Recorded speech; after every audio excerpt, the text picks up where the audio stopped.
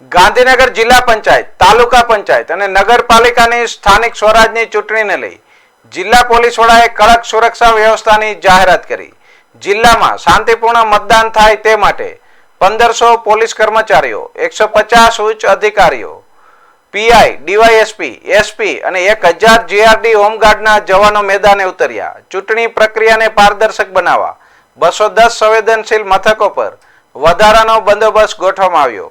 છેલ્લા 25 દિવસમાં તંત્રએ આક્રમક કાર્યવાહી કરતા 5000 લોકોની અટકાયત કરી અને 1000 હથિયારો ડિપોઝિટ કરાવ્યા. પોલીસ વડાએ નાગરિકોને નિર્ભય બની વધુ વિકાસમાં અને મતદાન કરવા અનુરોધ કર્યો છે.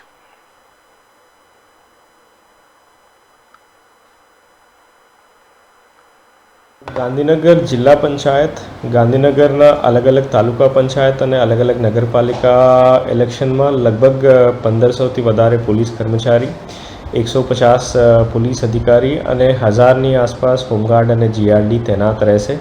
આ બંદોબસ્ત આજથી શરૂ થઈ જશે. આજ પોલીસ સ્ટેશનોમાં, અલગ અલગ પોલીસ સ્ટેશનોમાં બંદોબસ્ત વેચની છે. કાલે સવારે સ્ટ્રોંગ રૂમથી બધા ઈવીએમ લઈને પોલીસ પહોંચશે પોલિંગ બૂથ્સ ઉપર અને કાલે રાત્રે પણ પોલિંગ બૂથ ઉપર રોકાવશે અને પરમ દિવસે આખો દિવસ પોલિંગના દિવસ પોલીસ તૈનાત રહેશે. આ વર્ષે પોલીસ પાસે ટ્રેનિંગ એલઆરડી પણ છે, એના પણ બંદોબસ્તમાં ઇસ્તેમાલ કરવામાં આવી રહ્યા છે. લગભગ ગાંધીનગર જિલ્લામાં 57 પોલીસ મોબાઈલ પેટ્રોલિંગ રહેશે, જો અલગ અલગ જગ્યા ઉપર પેટ્રોલિંગ કરતા રહેશે. કોઈ કમ્પ્લેન્ટ આવે તો તુરંત એક્ટ કરશે. એની અલાવા ગાંધીનગરમાં 8 ડીવાયએસપી તૈનાત છે.